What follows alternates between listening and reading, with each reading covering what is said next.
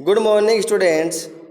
आज हम सब हमारी हिंदी पाठ्य पुस्तक ज्ञानोदय भाग 7 के पाठ 2 भाग्य का फंदा पढ़ रहे थे।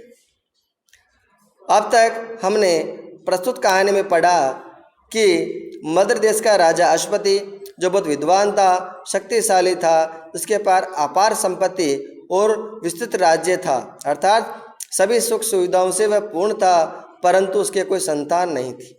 इसी कारण से वह दुखी रहता और सभी देवी देवताओं से प्रार्थना करता रहता। उसकी प्रार्थना सुनकर के एक दिन जगत की देवी अर्थात जगदम्बा ने उसे स्वप्न में दर्शन दिए और कहा, मैं तुम्हारी भक्ति से प्रसन्न हूँ, तुम्हारी इच्छा जल्दी ही शीघ्र ही पूर्ण होगी। भगवती जगदम्बा के आशीर्वाद से उन्हें एक पुत्री का संतान रूप में प्राप्त हुई। राजा उसे पाकर बड़े निहाल हो गए।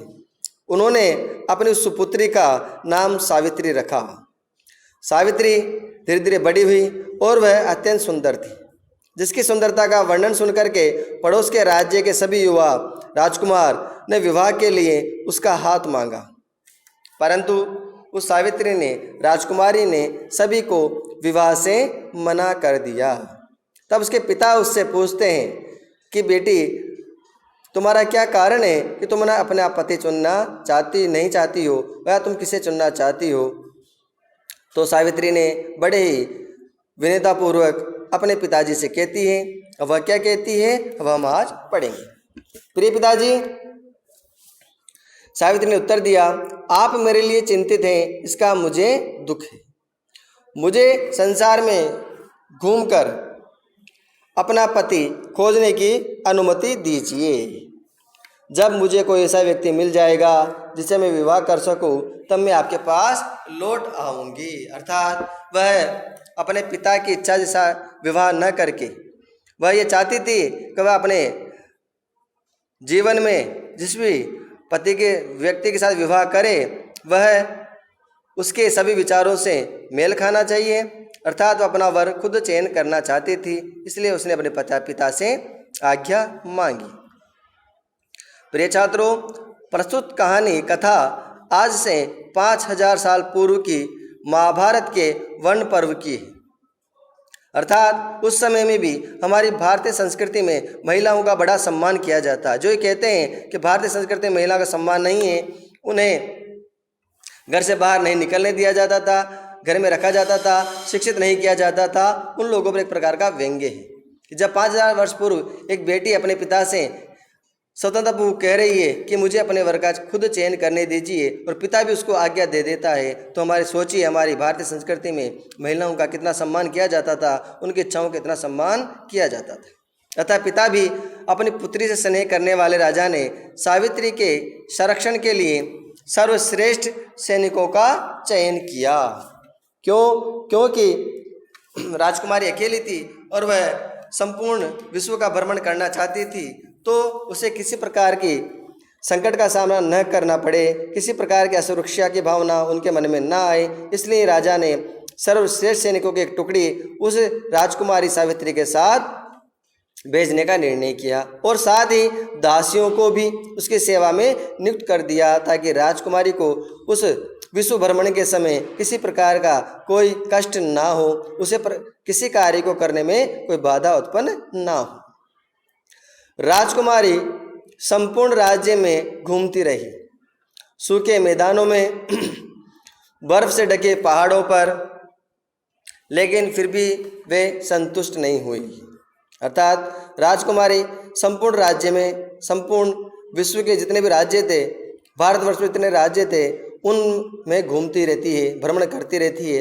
अब उसे अपनी यात्रा में सूखे मैदानों का, बर्फ से ढके पहाड़ों का सामना करना पड़ता है, लेकिन फिर भी वह संतुष्ट नहीं हुई। अर्थात उसे ऐसा कोई व्यक्ति मिला ही नहीं जिससे वह विवाह कर सके, और जो वह योग्यताएं उसने सोच रखी थी वह योग्यताएं किसी भी व्यक्ति में उन्हें अब तक प्राप्त नहीं हुई थी। एक दिन थकी हुई राजकुमारी ने हरा भरा व शीतल प्रतीत होने वाला वन देखा, जहाँ पर पेड़ों की घनी छाया थी और चिड़िया मधुर स्वर से गा रही थी। वे अपने परिचारकों को पीछे छोड़कर अकेली वन में चली गई। अर्थात परिचारिकाएं सभी आ गईं, उसमें दासियां वगैरह। तो राजकुमारी विश्व भ्रमण करते करते थक जाती है और वो थकी हुई राजकुमारी एक बार अपना सामने एक बड़ा हरा भरा शीतल पेड़ों की घनी छाया से युक्त एक वन देखती है। इस वन को देखकर वो बड़ी प्रसन्न होती है और अपनी परिचारिकाओं को अर्थात अपने सेवकों को पीछे छोड़ देती है और वह उस वन में अकेली ही चली गई। उस वन में एक राजा का निवास करता था। अर्थात जिस जंगल में वह गई उसी जंगल में कहीं एक राजा निवास करता था, रहता था। युद्ध में हारे हुए उस राजा का राज्य छिन गया था। अर्थात वह राजा जो उस जंगल में रह रहा था वह शत्रुओं द्वारा पराजित था। उसका राज्य शत्रुओं ने छीन लिया था और इसलिए उन शत्रुओं से बच करके अपने दिनों को अपने जीवन यापन के लिए उस जंगल में गहन जंगल में चला आया। वह बुरे दिन काट रहा था। अर्थात एक राजा के इससे बुरा दिन क्या होगा कि अपनी संपूर्ण संपत्ति को, राज्य को छोड़कर जंगल में उसे दर दर भटकना पड़ रहा है, जंगल में कुटिया बनाकर रहना पड़ रहा है। वह बूढ़ा था तथा अंधा था। अपनी पत्नी तथा पुत्र के साथ एक छोटी सी कुटिया में रहता था। उसका पुत्र अपने माता पिता का एकमात्र आश्रय था, अर्थात सहारा था। और उस जंगल में और कोई रहता भी कौन? पुत्र एक सदाचारी नवयुवक था, अर्थात अच्छे आचरण करने वाला, माता पिता की आज्ञा मानने वाला, उनकी सेवा करने वाला एक सदाचारी नवयुवक था, नौजवान था, युवा था। वह नहीं उसका घर बन चुका था क्योंकि उनका राज्य छिन चुका था, उनके पास सेना नहीं थी, इसलिए अब उस जंगल को ही उन्होंने अपना घर मान लिया था। वही उनका घर बन चुका था। वह युवा अर्थात उस राजा और रानी का बेटा लकड़ी काटता और गांवों में उसे बेचता। उन पैसों से वह अपने माता पिता के लिए भोजन जुटाता। अर्थात मैंने कहा वह आज्ञाकारी था, सदाचारी था, इसलिए अपना कर्तव्य भी उसे याद था कि उसके माता पिता की सेवा करना उसका कर्तव्य है। और इस कर्तव्य को पूरा करने के लिए वह राजकुमार होते हुए भी वो जंगल से लकड़ियाँ काटता, उसे शहर में ले जाकर, गाँवों में ले जाकर बेचता और उस लकड़ी बेचने से जो भी पैसा मिलता उसका अपने माता पिता के लिए भोजन लेकर आता। वे तीनों बहुत आनंद पूर्वक रहते थे क्योंकि उनमें अत्यधिक प्रेम व सौहार्द था, भाईचारा। अर्थात उन तीनों के मध्य किसी प्रकार का विवाद नहीं था। वह बड़े ही प्रेम से उस जंगल में अपना जीवन यापन कर रहे थे। सावित्री उनकी कुटिया पर जा पहुंची। जब सावित्री ने उस कुटिया को देखा, उन सबको काम करते हुए देखा, तो वह भी उनकी उस कुटिया पर पहुंच जाती है।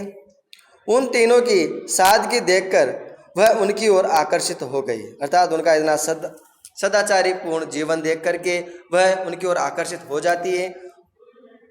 जब उसने देवता स्वरूप एक युवा बेटे को अपने माता पिता के साथ ऐसा विनम्र व्यवहार करते देखा तो जान गई कि उसकी खोज समाप्त हो गई है। अर्थात क्यों ऐसा क्यों सोचा कि जो व्यक्ति अपने माता पिता का इतना सम्मान कर सकता है, अपने कर्तव्य को निर्वहन कर सकता है, चाहे कितने भी संकट में थे, वह अपने माता पिता को छोड़कर नहीं गया। संकट के समय में भी अपने माता पिता की सेवा कर रहा था, अपने माता पिता का प्रति अपने कर्तव्य को निर्वाह कर रहा था।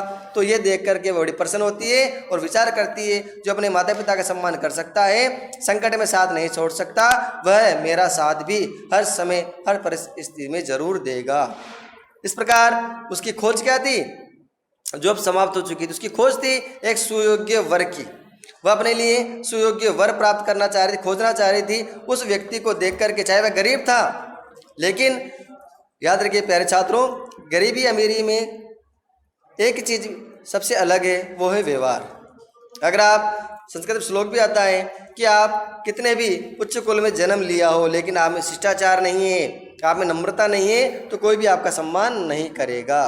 तो व्यक्ति अपने पैसों से नहीं, अपने सम्मान से, अपने व्यवहार से सभी समाज में सभी जगह सम्मान प्राप्त करता है, अपनी शिक्षा से।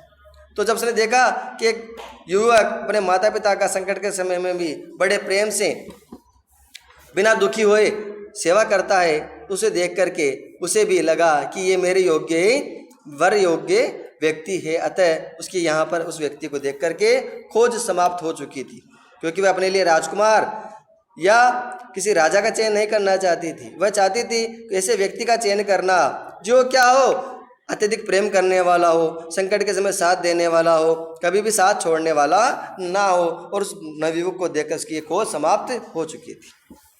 यह देख करके सावित्री तुरंत पिता के पास लौट आई, क्योंकि उसने वचन दिया था अपने पिता को कि जब सुयोग्य वर अपने लिए खोज लेगी तो वह तुरंत आपके पास, अपने पिता के पास आ जाएगी और उन्हें ये बात बताएगी। जब उसने अपने पिता को अर्थात राजा को वो बात बताई तो राजा उसकी बात सुनकर राजा की आंखों में खुशी की चमक आ गई। अर्थात आज से हजारों साल पहले भी गरीबी अमीरी में कोई भेदभाव नहीं किया जाता था। व्यक्ति की योग्यता देख करके ही उसे सम्मान दिया जाता था। राजा चाहता तो अपनी बेटी को मना भी कर सकता था कि वह लकड़ी काटने वाला, जंगल में रहने वाला व्यक्ति से आप विवाह करोगे तो आपको क्या सुखी देगा। परंतु राजा ने जब उसकी योग्यता सुनी होगी, उसकी सदा आचरण की बातें सुनी होगी तो बड़ा प्रसन्न होता है और राजा की आंखों में खुशी की चमक आ गया, बड़ी प्रसन्न होता है। परंतु जब उन्होंने जाना कि सावित्री ने निर्दय को चुना है तो उदास हो गए। परंतु उसका निश्चय इतना दृढ़ था कि उन्होंने स्वीकृति दे दी। परंतु वह उस राजकुमारी के आगे उन्हें झुकना पड़ता है और उन्हें कहना पड़ता है कि वह जिस भी व्यक्ति शादी करना चाहती, विवाह करना चाहती है, उनमें उसकी प्रसन्नता है। आगे विवाह के बाद वो कहाँ रहेंगे, विवाह के बाद वह क्या कार्य करेंगे, उनका विवाह कैसे होता है, हमारे अगली कक्षा में पढ़ेंगे। धन्यवाद।